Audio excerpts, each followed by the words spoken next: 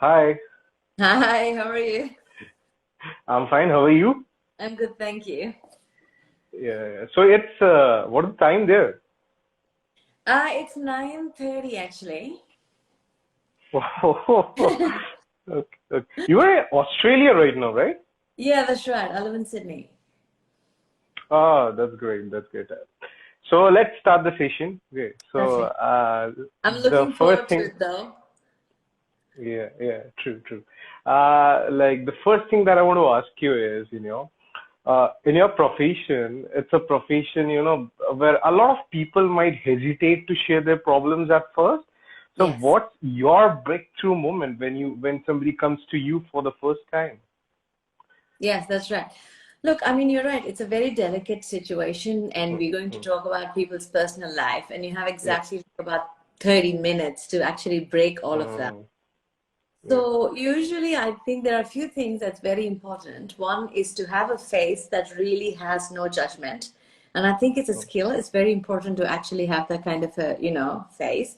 And my breaking sentence to always break the monotony of the whole stressful, the sexual health consult that's actually going to happen is mm, mostly we start off with the sentence saying, do you have any symptoms or not? But then the tie breaking, the icebreaker question is, do you have sex with men, women, or both? So that's probably the mm, first thing we're asking. So we straight up and we uh, asking if you're gay or not gay, you're having sex with men, women, or both. So we kind of break the mm, ice there. And with whatever yeah. answer they give you, you really don't react. It's a skill. It's a Mm, kind of a skill set, I think, that people usually develop. And yeah, so that's something that I have learned over the years. So that's my tie breaking thing. And as you go, if you're doing it really light, making them feel really comfortable, and you're not, reacting in a way that, you're not rolling your eyes, or you're not reacting in a very dramatic way when people are mm, actually disclosing things to you. I mean, sometimes you hear mm, really like, all kind of stories, so you're not mm, supposed to react by saying, oh my God, mm. not like that. So you need to have a Mm. really neutral face, and that's very important. Yeah, so that's something that I usually start off with. Somewhere self-control plays a huge role, what I understood while you say. What do you mean? Like as you were saying, now you cannot react sometimes because sometimes you feel like reacting, but you cannot because then It's it true. will create Look, an impression. I don't know if it's called self-control, but I guess it's Mm. called, it's a skill, it's a skill set you develop. Ah, And it is also a attitude, it's kind of like a non-judgmental attitude you have. So it just has to mm, be very like kind of inborn, and that's very important because you can't be very judgmental. You can't be really narrow and then do the job that I do. It's really very ah, hard. Yes, it's really very hard when you're doing that. So more than self-control, I think it's a skill set. You need to be really passionate, and you need to really believe what you're actually doing. So that's mm. very important. So you can't just say, I want to do sexual health, but then I don't understand, sexuality or sexual behaviors, or I'm very narrow about the whole sexual thought. So when you're doing stuff like that, it's very Ah. important, yeah, that your mindset's very right. So are you born and brought up in Australia or like you were born here? No, no, I'm born and brought up in Chennai in India. Oh, Uh, so I did ah, my master's in dermatology, which is also a combined degree with venereology and sexual health in India. mm, It wasn't mm, really big then, so it's fine. But so when I came here in Australia, actually what happened is I didn't get a job in dermatology because I came as a dermatologist. And I thought, so okay. somebody just offered me to be a sexual health doctor. And I said, oh my God, Mm, you have like a whole department for this. Okay, fine, let me just try for like 6 months or something. And that was mm. like 11 years ago. And, here I am still doing the same, stuff. So I'm absolutely fascinated. Look, people always ask me, how come you do this? And there's two reasons why I do this. One is I've missed everything that I provide now for the youngsters here or the patients here as a young child, like, girl when I grew up in India. It would have been Mm. really nice. I mean, sex education is one thing, but just having a support system, having being able to go to a doctor and address about Ah, sex or contraception, or if you're having any symptoms and you're worried as a young person, none of that was there. That support system was never there. And I think people even now have to, if they're having any symptoms or if they're worried that they missed their periods. I get these questions on Instagram all the time. People are like, oh my God, I'm not quite sure if I'm pregnant.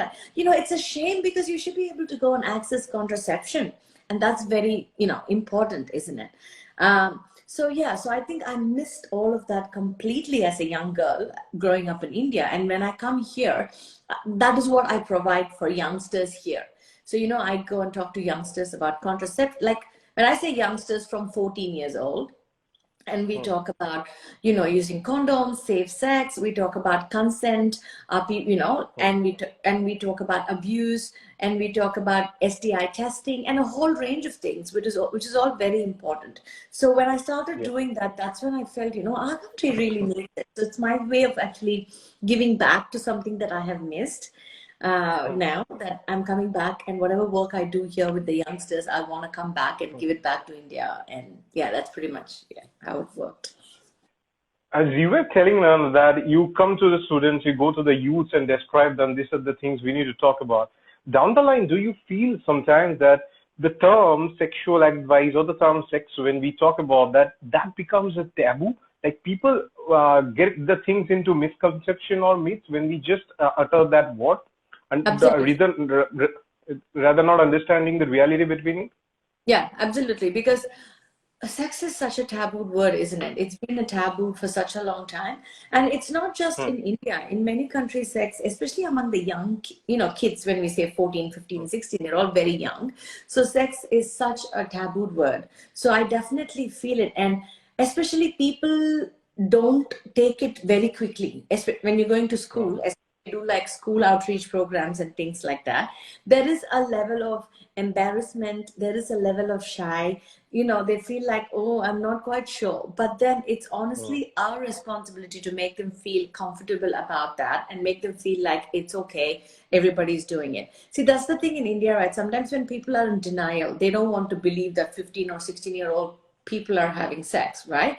They feel like, oh my God, bad, we shouldn't talk about it. But the truth is, you like it or not, you talk about it or not, it's just going to happen anyway. So if you accept it, then you will be providing them, safety. You will be providing them, condoms. You'll be providing them testing. You'll be providing them contraception. So they're not going to have these abortions that actually are sometimes life-threatening. And things like that. So you can actually support a young person a lot if you understand that sex is a need, and that's something that they're doing anyway, rather than constantly being in denial and having a taboo or stigma and not wanting to talk about it. So I think things should change, dynamics should change, and it's very important that it should. Definitely. So when I was, doing a homework about you, so I came to know that you are also a venereologist. So I just want to know about the term and what the field of work that's basically. Yes. So venerologist is sexual health. So venerology is studying about STIs and sexual health. But I should definitely say, when I studied venerology in India, along with dermatology, honestly, it was such a small element of what I studied. And look, we are very good clinicians in India, right? So we really diagnose things really very well. And we are on top of the textbook. We've read things very thoroughly, and we really treat people like fantastic, right? And that's absolutely great. But I think what's really important is that's not how sexual health can actually be dealt with, because sexual health is not like cardiology. You cannot know your heart inside out and then perform a surgery and then completely nail it. It's not like that. What is important in sexual health is you need to be sensitive. You need to actually address the patient's sensitivity. We need to talk about confidentiality, where the patient probably doesn't want to talk about this to anyone. So that's very important. So for example, when somebody comes in with a symptom, let's say a young person, like in India, when I did venereology, we used to say, oh my God, and say, okay, this person has chlamydia. Let's just say, okay, so young person has chlamydia, you treat them for chlamydia, fantastic. Okay, off you go. And that was what I did even as a doctor being trained in India. And that was great because you treated the chlamydia. But honestly, when it comes to sexual health, that's not it. That's not how you deal with it. Because first of all, he or she was a young person, and you actually did not ask them, whether their sex is consensual or forced, because you had an opportunity to actually, you know, identify a sexual assault or a sexual abuse, but you never could. Like, can you ask a 16-year-old coming with a parent or something to your, you know, clinic, how can you ask the person, like, are you having sex? You know, both the parent and the child and everybody's probably going to get offended, and you probably will be in trouble for asking that question. You know, they might probably, I don't know what they would do, but they might completely damage you. So I think that is what needs to change. So as a doctor, when you see a young person with a discharge, there are certain questions and certain way you have to approach, because sexual health is not exactly the subject. It's not venereology, what you read in the book, right? So you need to ask about sexual assault. You need to ask about the age of the partner. And also what is important, if you're regularly having sex with a guy and you have chlamydia, well, he needs to get treated as well, because you are getting chlamydia again and again then, which we never, I was never taught to address that. So that is called contact tracing, and that is very, very important. So these things are very, and also people coming with many sexual problems, most of the time sexual health is associated with people's mental health. You know, there's a lot of mental health situation that's happening. So you have to be more sensitive and out of the textbook, which is something that I feel like, as a venerologist getting trained in India, did not do it, or was not actually trained to do that at all. So that's one of my biggest regret. And actually, when I come back to looking into what I can do back to India, I think that's important, where doctors who are training in venereology, doctors who are doing gynecology, like young PGs, you know, postgraduate doctors, they read the book very well and they do the exams very well. That's great. But when it comes to field like this, whether there's a little bit more than that you have to start adding to your curriculum, and that's very important. Yeah, definitely. You know? So, Yeah. while sharing the last thing, you said about one more thing, that's mental health. Okay. Yes. So I just want to ask you, because most of the audience are youth, and I try to work from them, that somewhere down the line, do you feel that relationships are nowadays more into physical attractions? And sometimes people think that when this physical intimacy has been done, it's done. The relationship is done. But what I personally feel is it's all about an emotional attachment. So when somebody understands the intimacy with the emotional attachment, it actually helps in the long-lasting relationship. So what's your takes on that? Yeah, no, I agree with you. I think, yeah, you know, it's very important that people should get really, see, it's two different things, right? Sex is completely different to being, you know, emotionally attached, or, you know, but I don't think it is true that these days people are doing it. I think it was always like that. You know, people who wanted to have sex and go on were still having sex and going on. But people who were having relationships and then having sex probably did do that as well. But you know what? I really agree with you, because I think it is a very important part. You know, sex with intimacy, it's a completely different level to just sex. You know, people actually don't, I don't think people really understand if they don't experience, you know, experience being in love, or experience having sex being in love. So I think that's very important. And I don't think people understand that. And also, so I'm not saying that everybody who wants to go and have sex has to be in love with people, because there are people who are in casual relationships who do a completely, you know, a one night stand or whatever, you know, they are, but that's fine. But, you know, in a way, you're right. Sex with a lot of, sex with love is completely different. It's more like a love making than sex, you know. And I think that's very, very important. And yes, definitely. And I think that's also part of sex education, though, you know, telling people that you want to go and you want to have sex with someone and you move on, that's fine too. But then the whole thing of liking someone, being attracted, spending some time, then making love or having sex is completely a different ball game, though, isn't it? Like, you know. Yeah. So do you feel the same thing in Australia also, or Yeah. are we same with India and Australia, the mentality?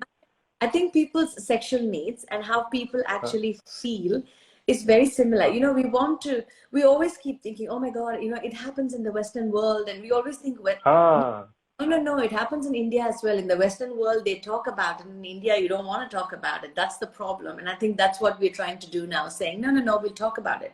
Because in India, casual sex is happening. In India, people are moving in and living together. And and people break up. There's everything that's happening throughout the world, and at the same time, even in the Western world, there are such lovely and committed relationships. There are people who are in love. There are people who are who are getting married, who are having sex. There are people who are married for, I don't know, 50 years, 60 years. So you see that here as well. It's not like a Western Yeah. world.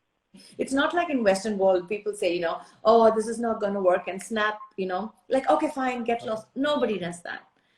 I mean, no, even it's a kind of a misconception that people are okay to break up, or people are just for casual sex in the Western world, but it's not true though. There are people who are absolutely in love. There are people who are married for years and years. It happens in both countries though. Definitely. Yeah, yeah. Just few days, yeah, sorry to interrupt. Like just few years back, I saw one of your posts. There was a guy who was saying something about organs, and that was completely wrong. And you were showing them that what you were saying, that's wrong. So I want to ask you, like, what's the worst myth or misconception you heard till now? So there are two things that keep people ask question about all the time, right? Two things. Hmm. One is masturbation. The whole idea that masturbation is something that is very wrong, I think it's the biggest myth that I struggle to break every single day. I really, honestly, I have questions every single day, and I'm constantly saying, it's okay. There are people who desperately say, I don't want to do this. Can you please help me stop this bad habit? So the whole thing of masturbation associated with it being a bad habit is a biggest myth I've ever heard. And I constantly work to saying it's not, it's okay. I always tell people, have you ever heard of anyone say, I'm having sex with my wife every day, please help me stop it? No. You almost think like it's okay to do it. People almost feel like they're obliged to do it. But then when it comes to yourself, you feel guilty. And I'm thinking, why is it different? You're going to ejaculate in both situations, and in both situations, you're going to get sexually stimulated. Why is masturbation wrong and sex okay? So I keep asking the question and make people think about masturbation is okay. That's very, very important.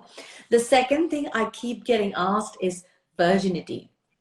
People have this big thing about virginity, and what about the hymen and the hymen rupture? People always are thinking that this hymen is this big door in front of the vagina, and the first time they're having sex, I think they're thinking that it's going to rip or something, there's blood going to ooze. They're talking like as though we're talking about Game of Thrones, which is not true though. So I always tell people, no, hymen is a layer which has a hole already in it. So that hole can tear or rupture when people are masturbating or using their fingers, toys, physical examination, horse riding, athletes, long jumps, stretch, gymnasts. So many people have their hymen torn before they are actually sexually active. So the whole thing of the hymen having to be intact, if you have to prove that you are a virgin, is a complete social construct. And that's not something that actually is true. So these two things, something that I keep breaking every single day. I work on breaking this myth every single day. As you were sharing that thing, it just came to my mind somewhere that porn sometimes, creates some misconceptions in our head. Like, we see something and we stays in imaginations, and when we don't get that with our particular partner, then we might blame that. But in reality, it's not what we see. Do you believe that it's a scripted thing, neither to be connect with our real life?